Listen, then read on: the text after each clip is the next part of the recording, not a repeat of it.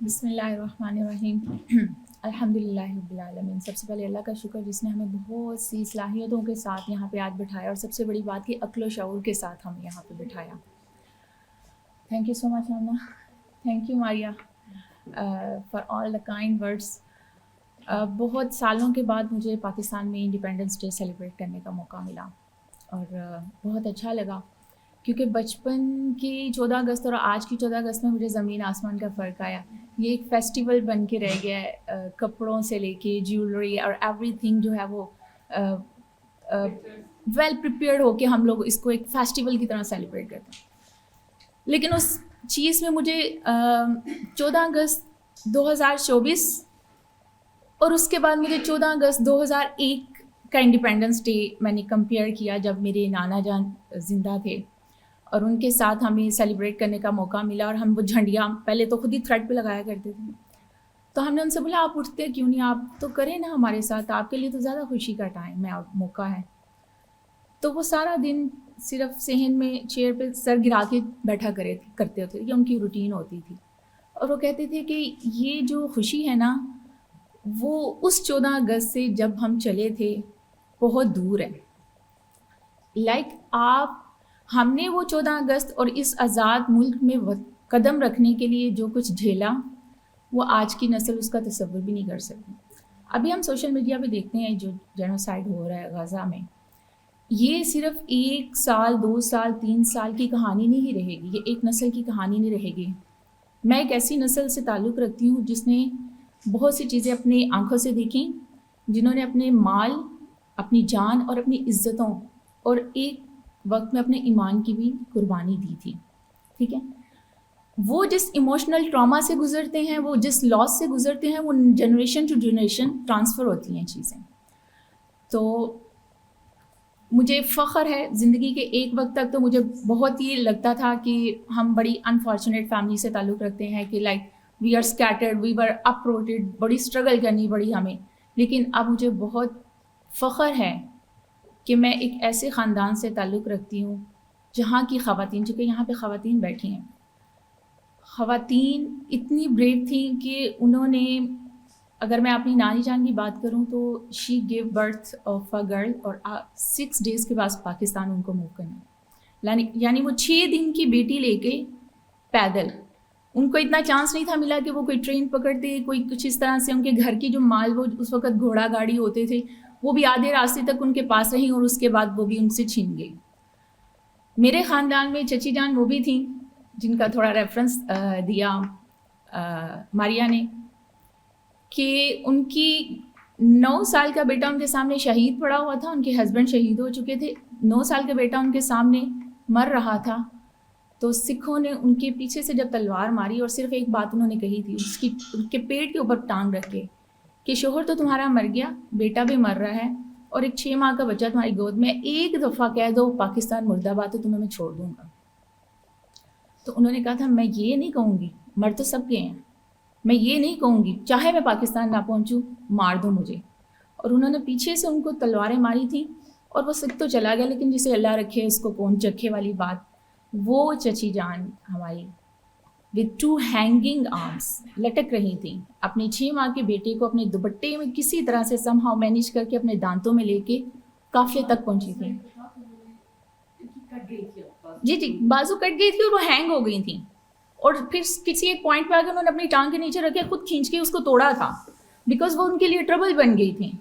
یہ اس چیز کو امیجن کرنا بہت مشکل ہے. اینڈ کچھ فیملیز جو مائگریٹ کر کے آئی ہیں، وہ یہ بات بتاتے وقت تھوڑا سا اپنی رسپیکٹ کے خلاف سمجھتی ہیں کہ ان کی بیٹیوں کی عزتیں بھی گئی تھیں. بٹ میری نانی جان، جن کی چھوٹی بہن، جنہوں نے ان کو اپنے ہاتھوں سے پالا تھا کیونکہ ان کی مدر نہیں تھی، she was 16 years old, she was kidnapped by the Sikh, and the last moment میرے نانی کے ابا نے آواز دی اپنے بیٹے کو، جمال اس کو نہر میں پھینک دو، سکھ نہ لے کے جائیں. بٹ وہ اس سے پہلے کہ ان کے بھائی کا ہاتھ پہنچتا اور سکھ کا ہاتھ پہنچا. اور میری نانی جان، میں آپ کو بتا رہی ہوں، یہ جو جینوسائیڈ ہوتا ہے اس کا ٹراما نسل در نسل جاتا ہے. ساری زندگی وہ رات کو یہی کہتی تھی، مجھے جینا کی آوازیں آتی ہیں جو یہ کہہ رہی تھی کہ ابا مجھے چھوڑ کے نہ جانا، مجھے پاکستان لے کے جانا. بٹ نہیں, وہ اتنی بڑی بڑی تلواریں, ہر کو اپنی جان عزیز ہوتی ہے. سو میں اس خاندان سے تعلق رکھتی ہوں جو میرے نانا کے جو ابا تھے, انہوں نے 72 لوگوں کا ایک قافلہ اکیلا اس کو لیڈ کیا تھا, اور وہ لاشوں کے اپنے اسٹک کے ساتھ لاشوں کے درمیان میں رستہ بناتے تھے, اور یہ کہتے آتے تھے کہ بچوں گزرو ضرور لیکن کسی شہید کی بے حرمتی نہ کرنا, کسی کی ٹانگ پاؤں کے اوپر آپ کا پاؤں نہ آئے, میں رستہ بنا رہا ہوں صرف وہیں سے گزرنا. سو یہ چیزیں, یہ بہت لمبی داستان ہے, اس میں پورا دن لگ جائے گا, لیکن میں آپ کو یہ بتا دوں کہ پاکستان میں قدم رکھنا کچھ لوگوں کے لیے اتنا آسان نہیں تھا جتنا کہ ہمارے لیے آسان ہے. ہم بہت ہی لکی ہیں کہ ایک آزاد ملک میں بہت آزاد طریقے سے رہ رہے ہیں. لاسٹ ویک بھی میرا لاہور وزٹ ہوا, اور میرا دل لٹرلی خون کے آنسر ہو رہا تھا جب میں نے لاہور MM عالم کی سڑکوں پہ LGBTQ کی مثالیں چلتی پھرتی دیکھی.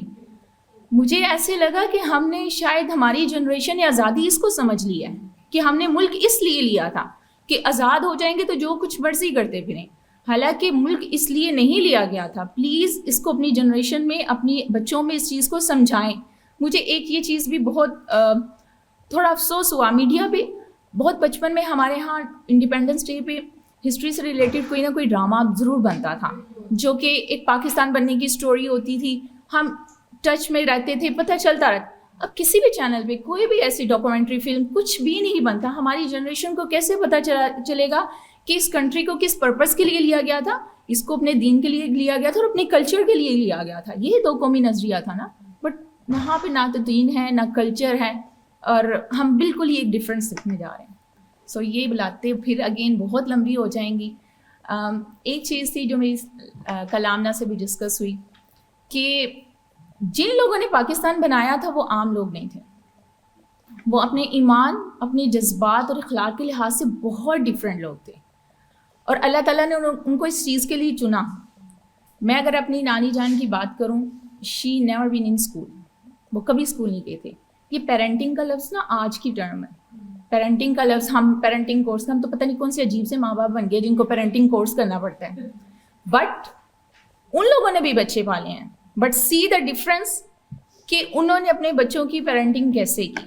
میں بہت شارٹ وے میں تھوڑا بتاؤں گی, شاید یہ چیزیں کام آئیں, بیکاز مائی نانی جان, میرا خاندان, میری خاندان کی عورتیں میرے لیے انسپائریشن بہت بڑی, میں ان کو کہوں گی وہ سپر ہیروز تھیں جو وہاں سے مائگریٹ کر کے آئیں. اور ایک بات تو رہے گی کہ رستے میں میری نانی کی تائی کی بیٹی نے, she delivered a baby during the traveling and they were just walking, اور اس کے بعد she was unable to walk, اور ان کے فادر نے ان کے اوپر شولڈرز پہ بٹھا کے اپنی بیٹی کو, تو گرداسپور سے لے کے چبرجی چوک تک کا لاہور کا سفر اتنی کہانیاں, داستانیں, اذیتیں لے کے بیٹھا ہوا تھا کہ وہ ساری زندگی وہ چیزیں ہمارے میں ٹرانسفر ہوتی گئیں. ہم دیکھتے رہے بیکاز ہم سنتے تھے. اور میں جب اسکول کی, ہم لوگ ابھی ہسٹری کی بک پڑھتے تھے اور پاکستان موومنٹ کے کچھ کریکٹرز کا نام لینا, اینڈ مائی نانا جان واز سو انوسینٹ, یار اس میں میرا نام نہیں لکھا ہوا, اینڈ وہ یوز ٹو لو, نا آپ کا کیوں لکھیں گے, تو قائد اعظم نے بنایا تھا, تو لیاقت علی خان اور یہ اور وہ. انہوں نے کہا نہیں, وہ کوئی مرے, انہوں نے کچھ چھوڑا, کوئی پراپرٹی. میں نے کہا ان کی تو اسٹرگل تھی. انہوں نے کہا جو ہم نے عام لوگوں نے کیا ہے نا, وہ اس چیز کو کبھی ہائی لائٹ نہیں کیا. تو اس انڈیپینڈنس ڈے میں نے اس چیز کو بہت ہی زیادہ مس کیا. کچھ ٹی وی چینل پہ اس چیز کو, اسٹوری کو ہائی لائٹ نہیں کیا گیا. ہمارے وہ لوگ بھی ہمیں سے ختم ہوتے جا رہے ہیں almost. The last person of my family who migrated from India 3 months ago, ان کی ڈیتھ ہوئی, میری تائی جان. She was 4 or 5 years old. تو اگر ہمیں نہیں پتہ چلے گا, ہم اپنے بچوں کو نہیں بتائیں گے, تو ان کو لیے پاکستان کا مطلب یہی ہوگا باجے بجا کے انڈیپینڈنس ڈے منا لیں. ان کو ٹرو میننگ بتانا ضروری ہے, اور کہ ہم نے یہ کیوں اتنی اسٹرگل کی تھی. وہ لوگ پاگل تھے, اتنی جانیں قربان کی, اتنی عزتیں قربان کی, اور اس کے بعد ہماری جنریشن ہمارے ملک میں کر کے آ رہی ہے. سو نانی جان کی طرف آتے ہیں. میری نانی جان, she never been in school. Parenting بہت اچھی تھی. کریکٹر آج ہمارے لیے, میں I'm a mother of 4 kids, میرے لیے بھی سب سے بڑا چیلنج یہ ہے کہ بچوں کا کریکٹر کیسے اسٹرانگ بنایا جائے. سارے میری نانی جان کے بقول اگر پہلے دن سے لے کے 13-14 سال تک بچے کی تربیت اس کی ماں کے ہاتھ میں اور گھر میں ہے. اب کسی بھی بڑے دنیا کے انسٹیٹیوشن میں بھجوا دیں, وہ تربیت آپ کے بچے کو نہیں ملے گی جو آپ نے فرسٹ 3 ایئرس میں کر لینی ہے. اور وہ تربیت ایکچولی وہ ہے آپ کی ویلیوز, آپ کی اسلامک ویلیوز, آپ کا کلچر, اور وہ بچہ گھر سے سیکھتا ہے. کیونکہ اسلامک ویلیوز, کلچر, یہ ساری چیزیں پریکٹس مانگتی ہیں اور کنٹینیوس پریکٹس مانگتی ہیں. جتنی زیادہ اس کی پریکٹس ہوگی بچہ دیکھے گا اس کو اڈاپٹ کرے گا. سو ایک چیز تھی, بہت لمبی چوڑی باتیں ان کو کرنا نہیں آتی تھیں. ہماری نانی جان کی ایک عادت تھی کہ ان کے گھر کوئی بھی مہمان آتا تھا جس میں بچے شامل ہوتے تھے یا گلی محلے کے بچے, انہوں نے کچھ حدیثیں یاد کی تھیں تو وہ کہتی ہوتی تھی میرے پیچھے پڑھو, اور اس کے بغیر اس کو جانے نہیں دیتی تھی. ایون ہم بھی جب بھی نانی کے گھر جانا یہی پریکٹس ہونی, اور ان میں سے 95% ورڈس کی سمجھ بھی نہیں تھی لگتی کہ کیا ہے. ٹائم آگے بڑھا, میری مدر آ گئی, اب وہ جنریشن ٹو جنریشن کچھ ویلیوز ٹرانسفر ہو رہی تھی. اب امی پڑھی لکھی تھی, انہوں نے پورے پیپر پہ پکڑ کے کچن کے دروازے پہ لگا دی ساری حدیثیں. اب آتے جاتے ہم پڑھ رہے ہیں, ہمارے گھر کوئی مہمان انٹر ہوتا تھا تو ہم بہن بھائیوں میں کسی ایک کی ڈیوٹی ہوتی تھی کہ حدیثیں پڑھنی ہیں. اب وہ حدیثیں کام کب آئیں؟ جب ہم اسکول کالج میں نکلے تو سب سے پہلی بات, سب سے پہلے حدیث تب کام آئی جب موبائل اور انٹرنیٹ ہمارے ہاتھوں میں آیا اور وہ ایک پرسنل دنیا قائم ہو گئی. تو یاد آیا اتق اللہ حیث ما کنت. یہ نانی کی بتائی حدیث ہے کہ تم جہاں اور جس جگہ بھی ہو اللہ سے ڈرنا. تو ہمارا کریکٹر وہیں پہ, اب پتہ چلا نانی حدیثیں کیوں سکھاتی تھی, وہ ہماری تربیت کر رہی تھی, ایک کریکٹر تھا. اس وقت کوئی سمجھ نہیں آئی. پھر کالج اور اس لائف میں آئے تو کس طرح کے لوگوں میں بیٹھنا, کس طرح کے لوگوں نہیں بیٹھنا, کیسے پتہ چلے گا. اب وہ حدیث یاد آئی, آدمی کا حشر اس کے ساتھ ہوگا جس سے وہ محبت کرتا ہے. یہ آج میں اپنے بچوں کو بتا رہی ہوں LGBTQ, اور وہ ایک کورین کوئی سنگنگ میوزک والا کوئی ایک گروپ ہے, کے پاپ, اور ایک اور بھی ہے BDS. لڑکیوں نے پینڈنٹ پہنے ہوتے ہیں, مطلب لائک کیا آپ کن کو ہیروز بنا رہے ہو یار, اتنا ان کو قریب کر کے. میں ان سے پوچھتی ہوں آپ کا حشر انہی کے بھی ساتھ ہوگا, کل کو آپ انہی کے ساتھ ہوں گے. پھر ایک چھوٹی سی حدیث تھی, من سامت نجات, جو خاموش رہا وہ نجات پائے گا. تو یہ بھی ایک کریکٹر بلڈنگ کا آ گیا. تو میں بہت ایڈمائر کرتی ہوں ان پیرنٹس کو جنہوں نے ہماری پیرنٹنگ کی, کریکٹر کو اسٹرانگ کیا. وہ کہتی تھیں یہ چیزیں سکھا دو اپنے بچوں کو, پھر ان کو دنیا جہاں میں چھوڑ دو, ان کے کریکٹر میں کچھ بھی کمی نہیں آئے گی, کیونکہ ان کو آپ نے گھر سے یہ ویلیوز سکھا دی ہیں. تو میری بھی آپ لوگوں کو بھی سجیسٹ ہوگی کہ ایک ماں ہی اپنے گھر میں اسلامک ویلیوز اور ایک ماحول کریٹ کرتی ہے. اوکے, وہ اسلامک ویلیوز ایک ماں اور ایک عورت ہی کریٹ کرتی ہے. ایک ماں ہی گھر کو بناتی ہے, ایک ماں ہی نسل کو پروان چڑھاتی ہے, اور ایک ماں ہی اس سوسائٹی اور اس ملک کو بنائے گی. ہم سب یہاں پہ خواتین اور مدرس بیٹھی ہیں, ہماری کندھوں پہ بہت بڑی ذمہ داری ہے. But I appreciate you all کہ آپ یہاں پہ ہیں, ایک پرپس کے ساتھ ہیں. ہر ایک کے بہت بہت بڑے ایم اور تھاٹس ہیں. اللہ تعالیٰ ان ساری نیت کو اور ایفرٹس کو قبول کریں, اور وہ جو ایک قطرہ گرا ہے اس کا بہت اللہ تعالیٰ اس کو ایک سمندر بنا کے جو ہے وہ طوفان اس دنیا میں لے کے آئے, اور انشاءاللہ اس طرح کا ایک ایونٹ ہم پھر اوپر جنت میں بھی کریں گے.